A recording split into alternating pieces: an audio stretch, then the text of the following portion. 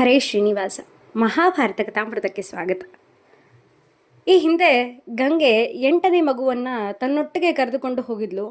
ಅವಳು ಮತ್ತೆ ಅದೇ ಇಳಿ ಸಂಜೆಯ ಹೊತ್ತಿನಲ್ಲಿ ಶಂತನು ಮಹಾರಾಜನ ಮುಂದೆ ಅದೇ ಯಮುನಾ ನದಿಯ ತೀರದಲ್ಲಿ ಬಂದು ನಿಲ್ತಾಳೆ. ನಿಂತು ಶಂತನು ಮಹಾರಾಜನಿಗೆ ಹೇಳ್ತಾಳೆ, ಇವನೇ ನಿನ್ನ ಮಗ. ನಾನು ಅಂದು ಕರೆದುಕೊಂಡು ಹೋದಂತಹ ನಿನ್ನ ಮಗನಿಗೆ ಸಕಲ ಶಾಸ್ತ್ರ ಪಾರಂಗತನಾಗಿ ಮಾಡಿದ್ದೇನೆ. ಈತನನ್ನು ಒಪ್ಪಿಸಿಕೊ ಮಹಾರಾಜ ಅಂತ ಹೇಳೋ ಮೂಲಕ ನಾನು ಸ್ವರ್ಗದ ಕಡೆ ಪ್ರಯಾಣವನ್ನು ಬೆಳೆಸಬೇಕಾಗಿದೆ. ಹಾಗಾಗಿ ನಾನು ಮತ್ತೆ ಸ್ವರ್ಗಕ್ಕೆ ಹೋಗ್ತೇನೆ, ನೀನು ನಿಮ್ಮ ಮಗನನ್ನು ಒಪ್ಪಿಸಿಕೊಳ್ಳಿ ಅಂತ ಹೇಳೋ ಮೂಲಕ ಅವನಿಗೆ ಹೇಳ್ತಾರೆ, ಇವನು ದೇವವ್ರತ, ನಮಗೆ 8ನೇ ಮಗುವಾಗಿ ಜನ್ಮ ತಾಳಿದ್ದ.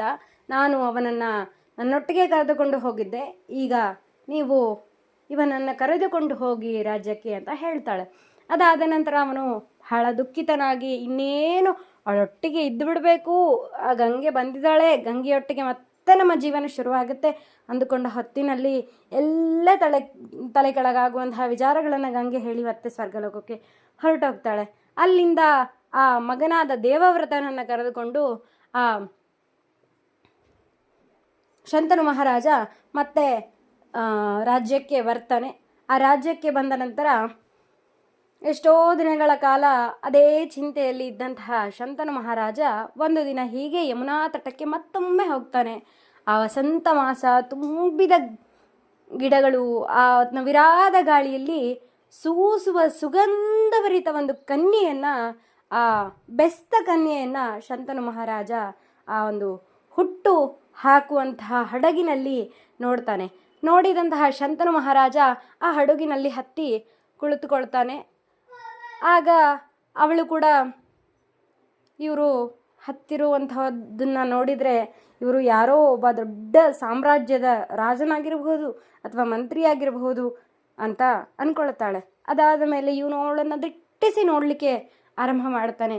ಅವಳಲ್ಲಿ ಏನೋ ಮೋಹಿತನಾಗ್ತಾನೆ. ಮೋಹಿತನಾದಾಗ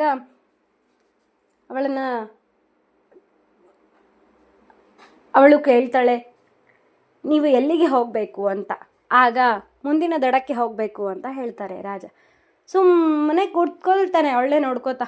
ಆಗ ಅವಳು ಯೋಚನೆಯನ್ನು ಮಾಡ್ತಾಳೆ, ಇವರು ಯಾಕೆ ನನ್ನನ್ನು ಹೀಗೆ ನೋಡ್ತಾ ಇರ್ಬೋದು, ನನ್ನನ್ನು ಏನು ಇವರ ಪ್ರೇಮಿಸ್ತಿದ್ದಾರಾ ಅಥವಾ ಮೋಹಿಸ್ತಿದ್ದಾರೆ? ನನಗನಿಸಿದ ಮಟ್ಟಿಗೆ ಇವರಿಗೆ ಇಳಿವಯಸ್ಸಾಗಿದೆ. ಇವರಿಗೆ ನನ್ನನ್ನು ನೋಡ್ತಾ ಇದ್ರೆ ಅವರ ಮಗಳೋ ಮೊಮ್ಮಕ್ಕಳೋ ನೆನಪಾಗಿರಬಹುದು ಅಂತ ಅನ್ಕೋತಾಳೆ. ಅಷ್ಟರ ಹೊತ್ತಿಗೆ ಇಳಿಯುವಂತಹ ಮುಂದಿನ ದಡ ಬರುತ್ತೆ. ದಡ ಬಂದ ನಂತರ ಈ ದಡವನ್ನು ಇಳಿತೀರಾ ಅಂತ ಕೇಳ್ತಾಳೆ. ಅದಾದ ನಂತರ ನನ್ನ ಎಲ್ಲಿಂದ ಕರೆದುಕೊಂಡು ಬಂದೆ ಅಲ್ಲಿಗೆ ಬಿಡು ಬಾಲೆ ಅನ್ನುವಂತಹ ಮಾತನ್ನು ಶಂತನು ಮಹಾರಾಜ ಹೇಳ್ತಾನೆ. ಇದನ್ನು ಕೇಳಿದಂತಹ ಆ ಬೆಸ್ತಗನ್ನೆಗೆ ಒಂದು ಕನ್ಫರ್ಮ್ ಆಗುತ್ತೆ, ಇವರು ನನ್ನನ್ನು ಏನೋ ಭಾವನೆಯಿಂದ ನೋಡ್ತಾ ಇದ್ದಾರೆ ಅಂತ. ಆಗ ಅವಳು ಯಾರು ನೀವು ಅಂತ ಕೇಳ್ತಾಳೆ. ಅಷ್ಟೇ ಸಾಕಿತ್ತು ಶಂತನ ಮಹಾರಾಜನಿಗೆ. ತಾನು ಎಲ್ಲ ತನ್ನ ವಿಸ್ತಾರವಾದ ತನ್ನ ವಿವರಣೆಯನ್ನು ನೀಡುತ್ತಾ ಹೋಗ್ತಾರೆ. ನಾನು ಹೀಗೆ ಶಂತನು ಮಹಾರಾಜ ಚಂದ್ರವಂಶದ ಅರಸ ಅಂತ ಎಲ್ಲ ಹೇಳಲಿಕ್ಕೆ ಶುರು ಮಾಡ್ತಾನೆ. ಶುರು ಮಾಡಿದ ನಂತರ ಆಗ ಮಾತು ಮುಗಿಯುತ್ತೆ. ತದನಂತರದಲ್ಲಿ ಮತ್ತೆ ಶಂತನು ಮಹಾರಾಜ ಹೇಳ್ತಾನೆ, ನನ್ನನ್ನು ನೀನು ಮದುವೆ ಆಗ್ತೀಯಾ ಅಂತ. ಆ ಯೋಚನೆಯನ್ನು, ಆ ಮಾತನ್ನು ಕೇಳಿದಂತಹ ಆ ಹುಡುಗಿ ಒಂಥರ ಯೋಚನೆ ಮಾಡ್ತಾಳೆ. ಇವರು ನನ್ನ ಬಗ್ಗೆ ಏನೂ ಗೊತ್ತಿಲ್ಲ, ನನಗೆ ಯಾಕೆ ಹೀಗೆ ಕೇಳ್ತಾ ಇದ್ದಾರೆ ಅಂದ ತಕ್ಷಣ ಶಂತನು ಮಹಾರಾಜ ಹೇಳ್ತಾನೆ, ನೀನು ಯಾರಂತ ನಾನು ತಿಳ್ಕೊಬೋದಾ ಅಂತ. ಆಗ ಅವಳು ಹೇಳ್ತಾರೆ, ನಾನು ಬೆಸ್ತರ ರಾಜ ದಾಶರಾಜನ ಮಗಳು ಸತ್ಯವತಿ ಅಂತ. ಆಗ ರಾಜ ನನ್ನನ್ನು ನೀನು ವಿವಾಹ ಆಗ್ತೀಯಾ ಅಂತ ಕೇಳ್ತಾನೆ. ವಿವಾಹ ಆಗ್ತೀಯಾ ಅಂತ ಅಂದ ತಕ್ಷಣ ಅವಳಿಗೆ ಹಿಂದೊಮ್ಮೆ ಋಷಿವರ್ಯರು ಕೊಟ್ಟಂತಹ ಒಂದು ವರ ಅವಳಿಗೆ ನೆನಪಾಗುತ್ತೆ. ಆ ಒಂದು ತುಂಟತನದಲ್ಲಿ ಆ ಬೆಸ್ತ ಕನ್ಯೆಯಾಗಿದ್ದ ಆ ಸತ್ಯವತಿ ಒಂದು ದಡದಿಂದ ಇನ್ನೊಂದು ದಡಕ್ಕೆ ಹೀಗೆ ಹಲವಾರು ಪ್ರಯಾಣಿಕರನ್ನು ಸಾಗಿಸ್ತಾ ಇದ್ದಂಥ ಸಮಯ ಅದು. ಒಮ್ಮೆ ಹೀಗೆ ಪರಾಶರ ಮಹರ್ಷಿಗಳು ಅವಳ ಹಡಗಿನ ಹತ್ತಿರ ಬರ್ತಾರೆ. ನನ್ನನ್ನು ದಡಕ್ಕೆ ತಲುಪಿಸ್ತೀಯಾ ಬಾಲೆ ಅಂತ ಕೇಳ್ತಾರೆ. ಅದನ್ನು ಕೇಳಿದಂತಹ ಆ ಸತ್ಯವತಿಗೆ ಇವನು ನೋಡಿದರೆ ಒಬ್ಬ ಋಷಿಮುನಿ ಥರ ಕಾಣ್ತಾನೆ, ಇವನಲ್ಲೇನು ದುಡ್ಡು ಇರಲಿಕ್ಕಿಲ್ಲ, ಇವನನ್ನೊಬ್ಬನ್ನೇ ಹತ್ತಿಸ್ಕೊಂಡ್ರೆ ಇದು ಹೇಗೆ ಮುಂದೆ ಹೋಗುತ್ತೆ. ಆಗ ಅದಕ್ಕೆ ಸತ್ಯವತಿ ಹೇಳ್ತಾಳೆ, ಇದು 100 ಜನ ಪ್ರಯಾಣ ಮಾಡುವಂಥ ಹಡಗು, ಹಾಗಾಗಿ ನೀವು ಒಬ್ಬರೇ ಕೂತ್ರೆ ಇದು ನಡೆಯಲ್ಲ, ಹಾಗಾಗಿ ಇನ್ನಿಷ್ಟು ಜನ ಬರೋವರೆಗೂ ನೀವು ಕಾಯಬೇಕಾಗತ್ತೆ ಅಂತ ಹೇಳಿ ಪರಾಶರ ಮಹರ್ಷಿಗಳಿಗೆ ಹೇಳ್ತಾಳೆ. ಆಗ ಸತ್ಯವತಿಯ ಮಾತನ್ನು ಕೇಳಿದಂತಹ ಪರಾಶರ ಋಷಿಗಳು ಹೇಳ್ತಾರೆ, ನೋಡು, ನನ್ನ ಕಮಂಡಲಕ್ಕೆ 50 ಜನರ ತೂಕ ಇದ್ದರೆ ನನಗೆ 50 ಜನರ ತೂಕ ಇದೆ, ನೀನು ಹುಟ್ಟನ್ನು ಹಾಕತೊಡಗು ಅಂತ ಹೇಳಿ ಹೇಳ್ತಾರೆ. ಅದನ್ನು ಕೇಳಿದ ತಕ್ಷಣ ಆಕೆ ಆ ಒಂದು ಗಾಂಭೀರ್ಯ ಧ್ವನಿಯನ್ನು ಸ್ವಲ್ಪನೂ ಯೋಚನೆ ಮಾಡದೆ ಆ ಪರಾಶರ ಮಹರ್ಷಿಗಳು ಹಡಗನ್ನು ಹತ್ತುತ್ತಾರೆ. ಅದಾದ ನಂತರ ಹುಟ್ಟನ್ನು ಹಾಕತೊಡಗ್ತಾಳೆ. ಅವಳ ಒಂದು ಮೈಕಾಂತಿ ದಷ್ಟಪುಷ್ಟತೆಯನ್ನು ನೋಡಿ ಪರಾಶರ ಮಹರ್ಷಿಗಳು ಹೇಳ್ತಾರೆ, ನೀನು ನನ್ನ ಮದುವೆ ಆಗ್ತೀಯಾ ಅಂತ. ಯಾಕಂದರೆ ಪರಾಶರ ಮಹರ್ಷಿಗಳಿಗೆ ಎಲ್ಲ ಸಕಲ ವೇದ ಶಾಸ್ತ್ರ ಪಾರಂಗತನಾಗುವಂತಹ, ಸಕಲ ವೇದಗಳನ್ನು ವಿಸ್ತಾರ ಮಾಡುವಂತಹ ಒಬ್ಬ ದಷ್ಟಪುಷ್ಟ ಇರುವಂತಹ ಜ್ಞಾನಿಯಾದಂತಹ ಮಗ ಬೇಕಾಗಿರುತ್ತೆ.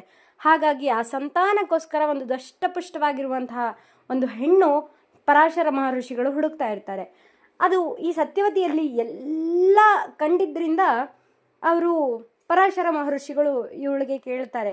ಆಗ ಅವಳು ತುಂಟತನದಿಂದ ಹೇಳ್ತಾಳೆ, ಋಷಿವರ್ಯ, ನಾನು ಬೆಸ್ತಕನ್ಯೆ, ನನ್ನಿಂದ ಮೀನಿನ ವಾಸನೆ ಬರುತ್ತೆ, ಅದನ್ನು ಯಾರು ಊಹಿಸ್ಲಿಕ್ಕೂ ಆಗಲ್ಲ, ನನ್ನನ್ನು ಹತ್ತಿರ ಸೇರಿಸ್ಲಿಕ್ಕೂ ಆಗಲ್ಲ, ಅಂಥದ್ರಲ್ಲಿ ನೀವು ನನ್ನನ್ನು ಮದುವೆ ಆಗ್ತೀರಾ ಅಂತ ಕೇಳ್ತಾಳೆ.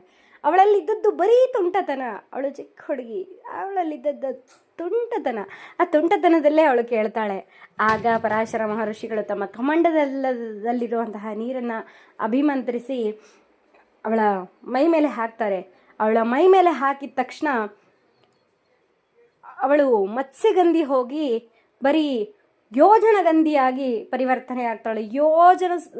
ಸಹಸ್ರ ಯೋಜನ ದೂರದಲ್ಲಿರುವಂಥವ್ರಿಗೂ ಕೂಡ ನಿನ್ನ ಒಂದು ಪರಿಮಳ ಸೂಸಬೇಕು, ಅಷ್ಟು ಯೋಜನಗಂಧಿ ಆಗಬೇಕು ನೀನು ಅಂತ ಹೇಳಿ ಅವರಿಗೆ ವರವನ್ನು ಕೊಟ್ಟು ಬಿಡ್ತಾಳೆ. ಅಷ್ಟು ಅದನ್ನೆಲ್ಲ ನೋಡಿ ಆ ವರವನ್ನು ಪಡೆದಂಥ ಆ ಸತ್ಯವತಿಗೆ ನಾನು ಮದುವೆ ಆಗಲ್ಲ ಅನ್ನುವಂತಹ ಬಾಯಿಯೇ ಬರಲ್ಲ. ಹಾಗಾಗಿ ಅವಳು ನಾನು ನಿಮ್ಮನ್ನು ಮದುವೆ ಆಗ್ತೀನಿ ಗುರುವರ್ಯ ಅಂತ ಹೇಳಿ ಹೇಳ್ತಾಳೆ. ಅದಾದ ನಂತರ ಒಬ್ಬ ಎಲ್ಲ ಶಾಸ್ತ್ರ ಪಾರಂಗತರಾಗಿರುವಂಥ ಒಬ್ಬ ಋಷಿವರ್ಯರಿಗೆ ಈ ಇಬ್ಬರೇ ಸೇರಿ ಗಾಂಧರ್ವ ವಿವಾಹ ಮಾಡಿಕೊಳ್ಳೋದು ಅದು ನಿಷಿದ್ಧ. ಅದರ ಜೊತೆಗೆ ಅವಳೊಬ್ಬಳನ್ನೇ ಒತ್ತಾಯದಿಂದ ಕರೆದುಕೊಂಡು ಹೋಗು ಮಾಡಿಕೊಳ್ಳೋದು ಅದು ರಾಕ್ಷಸ ವಿವಾಹ, ಅದು ಕೂಡ ನಿಷಿದ್ಧ. ಹಾಗಾಗಿ ಆ ತಮ್ಮ ದಿವ್ಯ ದೃಷ್ಟಿಯಿಂದಲೇ ಅವರ ಸತ್ಯವತಿಯ ತಂದೆಯಾದಂಥ ದಾಶರಾಜನನ್ನು ಕೂಡ ತಾವಿದ್ದಲ್ಲೇ ಕರೆಸ್ಕೊಳ್ತಾರೆ. ತಮ್ಮ ತಾತನಾಗಿರುವಂತಹ ವಶಿಷ್ಠ ಮಹರ್ಷಿಗಳನ್ನು ಕೂಡ ತಾವಿದ್ದಲ್ಲೇ ಕರೆಸ್ಕೊಂಡು ವಿವಾಹವನ್ನು ಆಗ್ತಾರೆ. ತದನಂತರದಲ್ಲಿ ಒಂದು ಸಂತಾನ ಕೂಡ ಆಗುತ್ತೆ. ಸಂತಾನ ಆದ ನಂತರ ಅವಳಿಗೆ ಮತ್ತೆ ಪರಾಶರ ಮಹರ್ಷಿಗಳು ತಾವು ತಪಸ್ಸಿಗೆ ಅಂತ ಹೇಳಿ ಹೋಗ್ತಾರೆ. ಹೋಗುವಾಗ ಮತ್ತೆ ಆ ಸತ್ಯವತಿಗೆ 2 ವರಗಳನ್ನು ನೀಡಿ ಹೋಗ್ತಾರೆ. ಮತ್ತೆ ನೀನು ಕನ್ಯೆಯಾಗ್ತೀಯ, ನೀನು ಒಬ್ಬ ದೊಡ್ಡ ರಾಜನನ್ನು ಮದುವೆ ಆಗ್ತೀಯ ಅಂತ. ಆ ಪರಾಶರ ಮಹರ್ಷಿಗಳು ಕೊಟ್ಟಂತಹ ಆ ವರಗಳು ಈಗ ಸತ್ಯ ಆಗ್ಬೋದಾ ಅನ್ನುವಂತಹ ಕುತೂಹಲ ಕೂಡ ಆ ಸತ್ಯವತಿಯಲ್ಲಿ ಬರುತ್ತೆ. ರಾಜ ಶಂತನು ಅವಳಲ್ಲಿ ಮದುವೆಯ ಒಂದು ಬೇಡಿಕೆಯನ್ನು ಇಟ್ಟಾಗ ಅವಳು ಅದೇ ಯೋಚನೆಯನ್ನು ಮಾಡ್ತಾ ಆ ರಾಜನಲ್ಲಿ, ಸರಿ, ಹಾಗಿದ್ದರೆ ನೀವು ನನ್ನ ತಂದೆ ತಾಯಿಯಲ್ಲಿ ಬಂದು ಮಾತಾಡಿ ಅಂತ ಹೇಳಿ ಮತ್ತೆ ಅವನನ್ನು ದಡಕ್ಕೆ ತಲುಪಿಸ್ತಾಳೆ. ಹಾಗಿದ್ರೆ ಶಂತನು ಮಹಾರಾಜ ಸತ್ಯವತಿಯ ತಂದೆ ತಾಯಿ ಹತ್ರ ಹೋಗ್ತಾರಾ? ಹಾಗಿದ್ರೆ ಶಂತನು ಮಹಾರಾಜ ಮುಂದೆ ಆ ಸತ್ಯವತಿಯ ತಂದೆ ತಾಯಿ ಹತ್ರ ಮಾತಾಡ್ತಾಳ? ಹಾಗಿದ್ರೆ ಸತ್ಯವತಿ ಮುಂದೆ ಶಂತನು ಮಹಾರಾಜನನ್ನು ಮದುವೆ ಆಗ್ತಾಳ? ಮದುವೆ ಆಗುವಾಗ ಅವಳು ಕೇಳಿದ್ದಾದರೂ ಏನು? ಇದು ಎಲ್ಲದರ ಬಗ್ಗೆ ಮತ್ತೆ ಮುಂದಿನ ಸಂಚಿಕೆಯಲ್ಲಿ ನೋಡೋಣ. ಹರೇ ಶ್ರೀನಿವಾಸ, ಗುರು ರಾಘವೇಂದ್ರ.